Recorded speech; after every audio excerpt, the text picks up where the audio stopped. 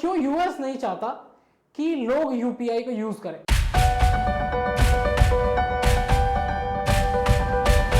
नमस्कार, मैं अभिषेक चौरसिया। क्या यूपीआई सच में एक रिवॉल्यूशन है पेमेंट की दुनिया में? सिर्फ सितंबर 2022 में यूपीआई के थ्रू किए गए ट्रांजैक्शन 678 करोड़ के थे। इसी के साथ साथ गूगल ने रिकमेंड क्यों किया फेडरल रिजर्व बैंक को और अमेरिका को कि वो भी यूपीआई से सिमिलर कोई पेमेंट सिस्टम बनाए, और क्यों यूएस नहीं चाहता कि लोग यूपीआई को यूज करें। चलो जानते हैं आज की इस वीडियो में। 2004 में आरबीआई ने institute of development and research in banking technology से डेवलप करवाया आरटीजीएस सिस्टम। ये एक ऐसा पेमेंट सिस्टम था जिससे आप बड़े बड़े ट्रांजैक्शन कर सकते थे।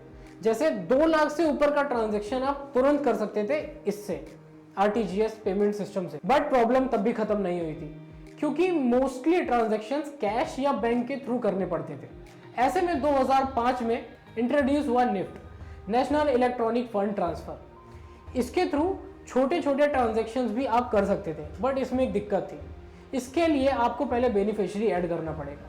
बेनिफिशियरी ऐड करने के बाद आधा घंटा वेट करना पड़ेगा, उसके बाद आप ट्रांसफर कर सकते हो पैसे किसी को भी। इस आधे घंटे में सारे जो भी बैंक है वो पहले वेरीफाई करेगा यूजर को और जिसको पेमेंट करना है उसको, उसके बाद ये पेमेंट हो पाती थी। इसके बाद 2010 में इंट्रोड्यूस हुआ आईएमपीएस, इमीडिएट पेमेंट सर्विस। ये भी काफी अच्छा काम करता था, एमएमआईडी और फोन नंबर के थ्रू ये काम करता था।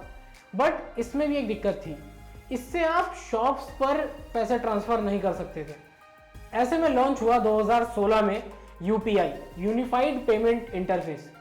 ये एक गेम चेंजर साबित हुआ डिजिटल पब्लिक इंफ्रास्ट्रक्चर में। यूपीआई जब लॉन्च हुआ उसके बाद कई सारे मल्टीपल बैंक्स इसके पार्टनर बने। कई सारे रूरल बैंक थे, कोऑपरेटिव बैंक थे और पब्लिक बैंक थे। अब यूपीआई काम कैसे करता है? दरअसल यूपीआई एक वर्चुअल पेमेंट एड्रेस बनाता है, जो एड्रेस आपके बैंक, आपके फोन नंबर और आपके आधार कार्ड, पैन कार्ड से इंटरलिंक होता है। और यही वर्चुअल पेमेंट एड्रेस आपका क्यूआर के फॉर्म में भी जनरेट होता है, जिसको स्कैन करके आप पे करते हो। इसके बाद क्या, स्कैन करो और पे करो। अब यूपीआई के ग्रो होने का कारण क्या था? तो इसके कई सारे कारण, जैसे आप क्रेडिट कार्ड और डेबिट कार्ड को लिंक करके इसके थ्रू पेमेंट कर सकते हो। यूपीआई पे आपको कोई चार्ज नहीं देना पड़ता, ये फ्री ऑफ कॉस्ट है।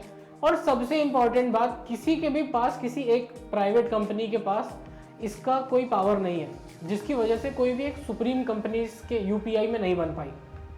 कई सारे ऐप है जैसे फोन पे, पेटीएम, गूगल पे, जिनके थ्रू आप इस यूपीआई को एक्सेस कर सकते हो। और ये बाकी से इसलिए भी अलग है पेमेंट मेथड से, क्योंकि ये इमीडिएट ट्रांसफर कर सकते हो। जैसे आपने कोई 2 रुपए का सामान खरीदा, एक टॉफी भी अगर आपने खरीदी है तो आप वो भी स्कैन करके पे कर सकते हो यूपीआई से। यूएसए या बड़ी बड़ी पेमेंट जाइंट कंपनीज जैसे वीजा और मास्टर कार्ड क्यों चाहते हैं कि यूपीआई एक वर्ल्ड पेमेंट सिस्टम ना बने, दुनिया इस पेमेंट सिस्टम का यूज ना करे? इसका सबसे पहले रीजन है, जैसे कोई भी मास्टर कार्ड होता है या वीजा कार्ड होता है, ये हर ट्रांजैक्शन पे कुछ रुपए चार्ज करता है। और यूपीआई एकदम फ्री है, इस पर कोई चार्जेस नहीं लगते और ये काफी आसान है यूज करना कंपेरेटिवली वीजा या मास्टर। इंडिया या बाहर के देशों में भी सबसे ज्यादा वीजा या मास्टर कार्ड चलता है, और इस पर मैंने आपको बताया कि इसके ऊपर कुछ ना कुछ चार्ज लगते हैं। और एक बात है कि ये सारी कंपनीज, इनका बिजनेस पहले से बहुत बड़ा है, तो ऐसे में ये नहीं चाहेंगे कि इनके सामने कोई कॉम्पिटिटर आए।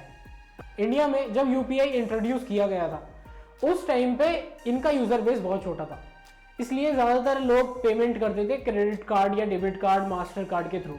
बट अगर आज की बात की जाए तो छोटे से छोटा और बड़े से बड़ा हर सारा पेमेंट यूपीआई के थ्रू आप कर सकते हैं।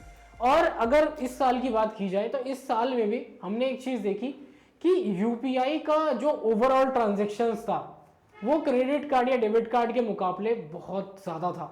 मतलब क्रेडिट कार्ड या debit card, master card, visa card, ये सारे कार्ड्स लोग कम यूज कर रहे हैं और यूपीआई को ज्यादा यूज कर रहे हैं।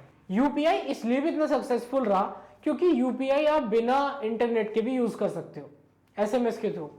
इसके लिए आपका फोन नंबर और आपका बैंक अकाउंट लिंक होना चाहिए और आपकी यूपीआई आईडी होनी चाहिए।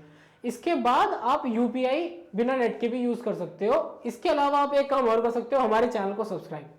तो इस वीडियो को लाइक करो, दोस्तों के साथ शेयर करो और चैनल को सब्सक्राइब करो।